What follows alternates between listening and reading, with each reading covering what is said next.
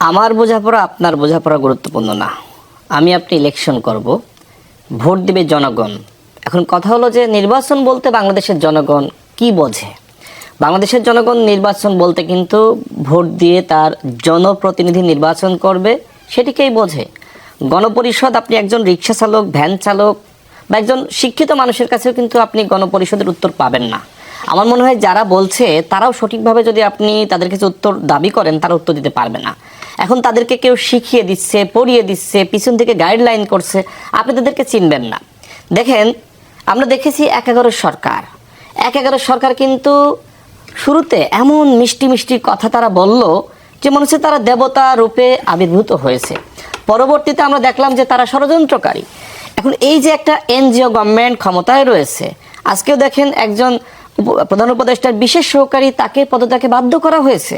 এখন তারা এনজিও এবং গ্রামীণ ব্যাংকের কর্মী কর্মকর্তা ছাড়া কাউকে কিন্তু আপন মনে করছে না।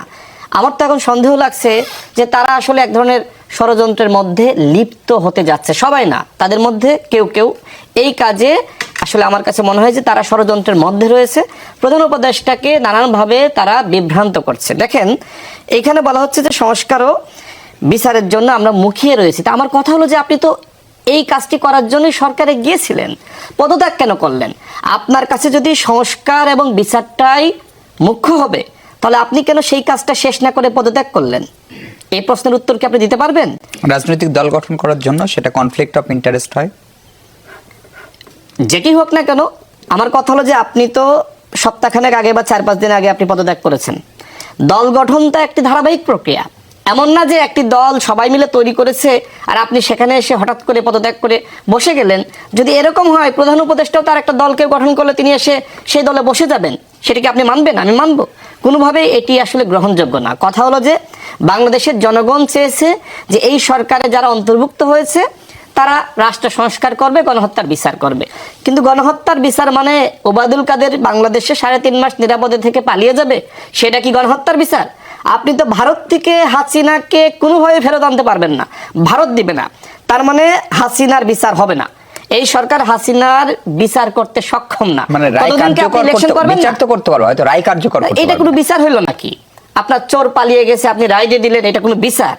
আপনি তো জনগণের সাথে ভাওতাবাজি করছেন।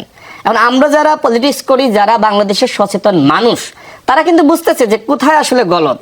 এখন সাধারণ মানুষ, আবেগী মানুষ, তারা হয়তো অনেক কিছু বুঝতে পারছে না। গলতটা কোথায়? রাশেদ, গলত তো এখানে যে আপনি রাষ্ট্র সংস্কারের কথা বলে আপনি সংস্কার না করে আপনি পদত্যাগ করেছেন, এইখানেই তো গলত।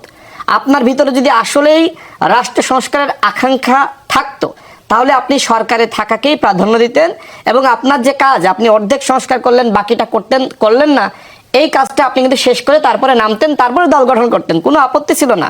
এখন বাকি যে দুজন উপদেষ্টা রয়েছে, তারা যে নির্বাচনের আগে পদত্যাগ করবে না, তার নিশ্চয়তা কি? আমার কাছে এখন সন্দেহ লাগছে। এই যে ছাত্ররা, তারা সরকারের ব্যর্থতার দায় নেবে না। তারা বলবে যে আমরা সরকারে গিয়েছিলাম, সরকারের কাছে আমাদের এই চাওয়া পাওয়া ছিল, আমরা দেখছি যে সরকার সেটির প্রতিফলন ঘটাতে পারছে না। দেখেন, আজকে নাহিদ ইসলাম যে সুরে কথা বলেছেন, কোন রাজনৈতিক নেতার ভাষায় তিনি কথা বলেছেন। তিনি বলছেন যে আমাদের সাথে আপনারা ঐক্যমত পোষণ করেন, আমরা নির্বাচনের ব্যবস্থা করে দেব। হু আর ইউ? সে কি কোনো উপদেষ্টা পদে আছে? আপা যদি বললেন যে তিনি উপদেষ্টা পদ থেকে পদত্যাগ করার পরে সরকারের প্রেস সচিব, তিনি কি তাকে নিয়ে প্রেস ব্রিফিং করতে পারেন? যদি পারেন তাহলে আমাকে নিয়ে করুক, বিএনপির মহাসচিবকে নিয়ে করুক। তারা তো নৈতিকভাবে প্রশ্নবিদ্ধ। তারা একদিকে বলছেন যে নাহিদ ইসলাম প্রধানমন্ত্রী হবেন, তিনি কি বলছেন রাশেদ খান প্রধানমন্ত্রী হবেন, তারেক রহমান প্রধানমন্ত্রী হবেন? এই কথা বলতেছেন। এই সরকার মোটেও নিরপেক্ষ সরকার না। এই সরকারের পৃষ্ঠপোষকতায়, আশীর্বাদে ওই হেয়ার রোডে মন্ত্রীপাড়ায় বসে রাজনৈতিক দলের ছক তৈরি করা হয়েছে। এই সরকার এই যে দল, এই দল ডক্টর ইউনূসের দল। স্পষ্টভাবে বলতে হবে, ডক্টর ইউনূস নিজেই তার বক্তব্যের মাধ্যমে প্রমাণ করেছে যে এই দল ডক্টর ইউনূসের নির্দেশনায়, ডক্টর ইউনূসের পরামর্শে গঠিত হয়েছে। মানে আপনি কিংস পার্টি গঠন করেছেন, আপনি স্বীকার করতে সমস্যা কি?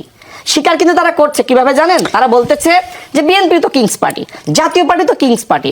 তার মানে যখন প্রশ্নটা তাদের দিকে যাচ্ছে, তারা কিন্তু এইভাবে কিন্তু পরোক্ষভাবে স্বীকার করে নিচ্ছে। তো আমার কথা হলো যে গণ অভ্যুত্থানকে আপনি একা করেছেন, আমরা করি নাই। 18 সাল থেকে 24 সাল পর্যন্ত আমাদের লড়াই সম্পর্কে তো আপনি জানেন। এই 24 সালে আমাদের সভাপতি জেল খেটেছে, অসংখ্য রাজনৈতিক কর্মীরা জেল খেটেছে, আমির খসরু মাহমুদ চৌধুরী জেল খেটেছে। রাজনৈতিক দলের কোনো অবদান নাই। আপনি এমন ভাব ধরতেছেন যে আপনি সব করিয়েছেন। দেখেন অনেক সুবিধাভোগী আজকে বিপ্লবী হয়েছে, যাদেরকে আমরা গত 14-15 বছর লড়াইয়ে কোথাও দেখি নাই। উপদেষ্টা পরিষদে যেমন দেখি নাই, আজকে নতুন নতুন বিপ্লবী দেখছি, তাদেরকেও দেখি নাই। ধরেন এটা